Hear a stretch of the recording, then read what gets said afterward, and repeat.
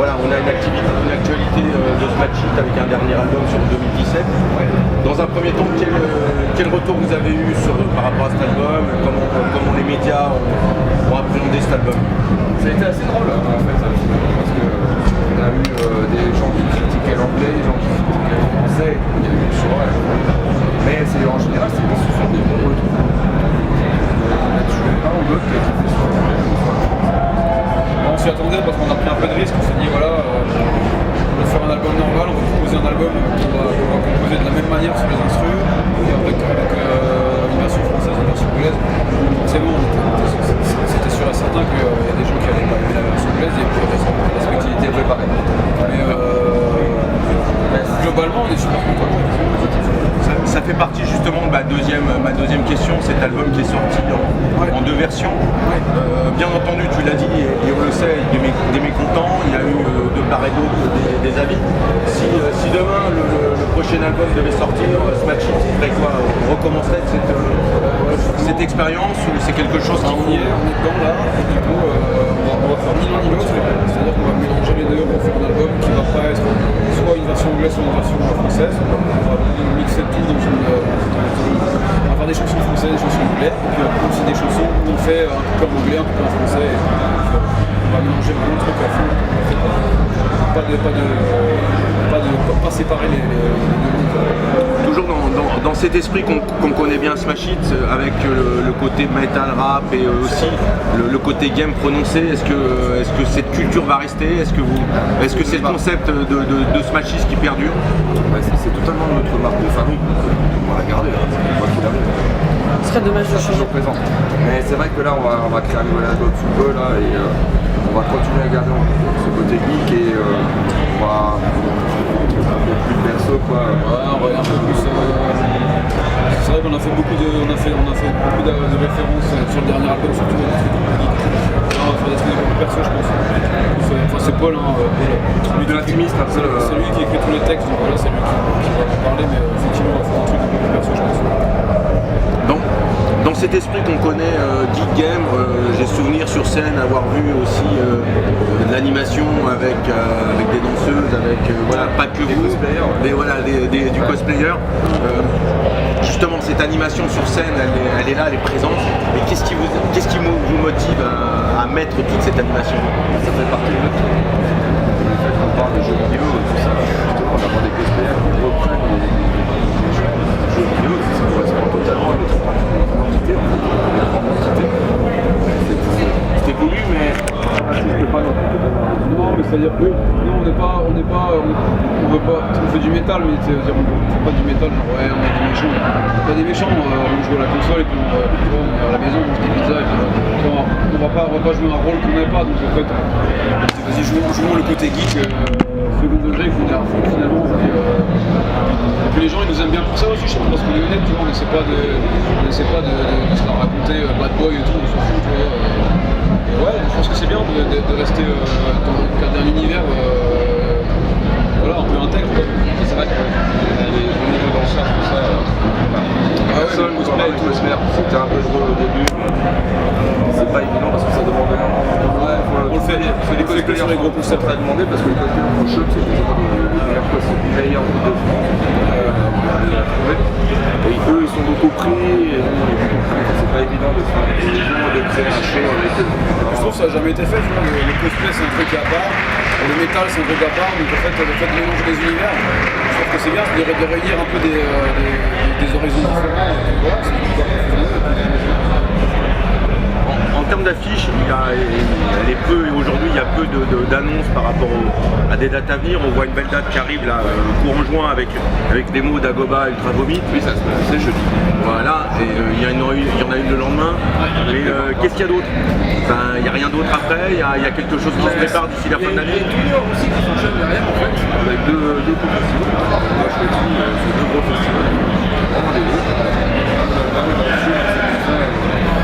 Et on enchaîne encore avec une date en Suisse sur un festival. Et après on va rentrer en compétition. Donc pour le moment, c'est un vrai quoi. On va faire un vrai concours pour le prochain album. On a encore l'été qui passe, on va pouvoir faire quelques super festivals et après on va faire un petit peu. Tu parlais d'une date en Suisse. C'est vrai que le dernier album vous a aussi emmené vers le Québec. Une belle expérience, quelque chose à renouveler ou quelque chose de délicat qui demande un peu plus de maturité. Ça va être dur, ça va être renouvelé de toute manière.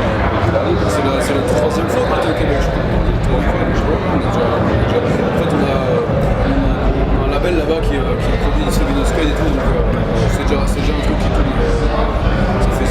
Ça fait déjà. Et puis le gars nous aime, donc on s'est déjà parlé pour une prochaine tournée, juste qu'il y ait de la nouveauté et puis on va retourner là-bas. Et ça s'ouvre aussi sur d'autres pays européens ou d'autres pays hors de l'Europe, il y a quelque chose. Parce que justement, parfois il y a la barrière de la langue, justement qu'il y a une française qui fait que par exemple si on va en Angleterre, en Australie, aux États-Unis, si tu chantes en français, c'est compliqué. Surtout du rap en plus.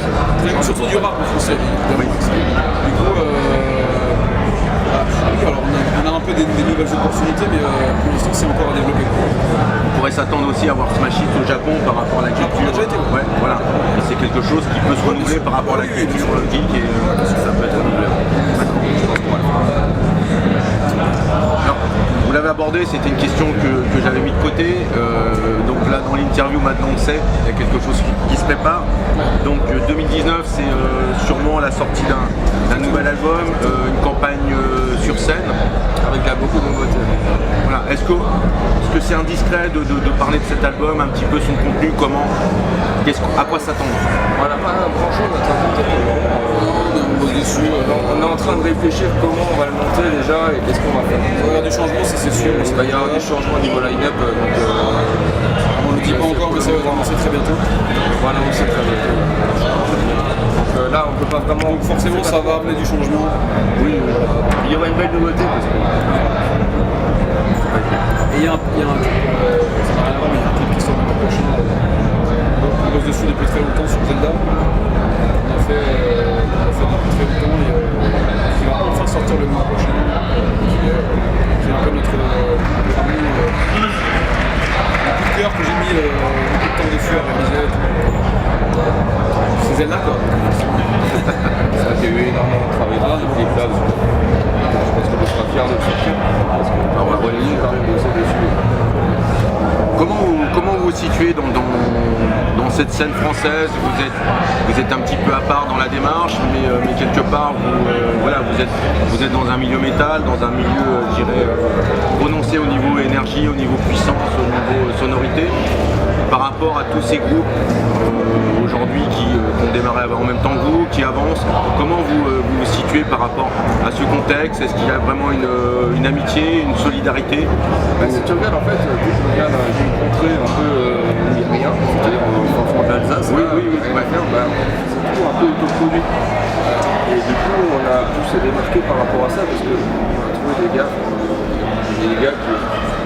Il y en a qui tournent des clips, il y en a qui s'est mis à faire des enregistrements, qui est encore producteur de musique. On a toujours fait ça nous-mêmes, on a toujours suivi un peu la tendance, on a rien à suivre la tendance. Et je pense que c'est un peu notre force qui a fait que là, les zik a fait super bien. C'est vrai qu'au début c'était mal vu. Au début, quand on a commencé en 2007 à peu près, ils ont fait du rap metal, les gens ils ont cassé les gueules. Et c'est qu'avec le temps qu'on a réussi à dire voilà, là on existe et puis on fait des trucs et puis on fait bien et puis Et en plus, nous, on adore s'amuser sur scène. Donc, nous, on ramène toujours une dynamique. On arrive, on est là pour s'amuser avant tout, on est là pour s'amuser avec les gens avant tout. Et je pense que ça marche. On leur donne, ils nous redonnent derrière. Et c'est vrai qu'avec le style confus, on est obligé de montrer. Enfin, j'ai envie de dire, on est obligé de prouver plus que les autres parce que les gens disent ah rap metal, tu sais, ça va pas une néo métal et tout, ça a une image un peu voilà. Et puis avec côté fantasy geek, cosplay qui pouvait peut-être effrayer aussi. Et puis, voilà, les gens ne nous prennent pas forcément au sérieux, tu vois. Du coup, quand on monte sur scène, on sait qu'on doit prouver à tous ces gens-là de leur dire voilà, regardez. Ça, c'est pas une bataille, c'est plutôt un plaisir. Bien sûr, mais c'est un défi qu'on aime bien. Justement, par rapport à ce que vous évoquiez tous les deux, c'était l'objet de la prochaine question. Smash Hit a avancé sur une dynamique, sur une culture différente des autres groupes. Mais pensez-vous vraiment avoir trouvé votre place dans ce milieu-là? Mais surtout, est-ce que vous avez ouvert la voie pour d'autres groupes? Est-ce qu'il y a d'autres groupes qui vous suivent dans ce contexte? On galère à avoir notre place. Je pense que tout le monde, avec le temps, commence à se passer quelque chose. J'ai remarqué par rapport au retour que j'ai eu personnellement. C'est Rise of the North Star qui sont un peu dans le même esprit, tu vois. Oui. Ils font un peu la même imagerie, Japon, etc. Et tout. Donc je pense que ça correspond à une génération en fait. Nous on a vécu dans les années 90 et donc on a été bercé par Super Nintendo, machin. Et je pense que les gens qui ont vécu, qui ont grandi avec nous, ils comprennent ces images. Ils trouvent pas ça cliché ou machin, parce que c'est juste que peut-être que les gens qui sont un peu plus âgés, tout machin, ils trouvent ça un peu. Voilà. Tu dis ça pour moi? Pas du tout. Non, parce qu'on nous dit ça des fois, c'est vrai que voilà, il y a des gens qui ne comprennent pas, mais c'est vrai. Mais non, moi je pense que ça correspond à une génération. On a quand même rencontré quelques groupes qui essayent de suivre la même tendance. Après, est-ce qu'on a aussi une tendance? Metal, tout ça, Je suis pas sûr. mais pas geek. Finalement, Ouais, pas geek. Dans le même style Oui, parce que- musical, mais pas. Tu évoquais Rise, mais Rise a quand même je dirais une attitude scénique au niveau look qui est plus prononcée au niveau, je dirais, tendance Japon, samouraï que, Ouais, bien sûr, ouais. que vous. Vous êtes, C'est plus jeu vidéo. vous montez sur scène comme vous êtes à la ville. Ouais. Mais ça reste quand même, on est dans le même, dans la même esthétique un peu. Ça prouve qu'on n'est pas tout seul, quoi. Ça prouve qu'il y a quand même une génération qui La même touche. On va arrêter notre jeu de questions là, j'ai plus d'autres sujets. Je dirais simplement, voilà, par rapport à votre démarche, par rapport à votre cheminement, comment vous pourriez inviter, je dirais, nos lecteurs et les gens qui vont regarder cette interview en interview, comment vous pourriez les inviter à venir vers Smash Hit? Quel est le morceau ou la vidéo qui serait le top, je dirais, pour vous à aimer Smash Hit? je pense que c'est Baka parce que c'est une musique Baka, oui, qui est simple, efficace et je pense que on l'a tourné au Japon.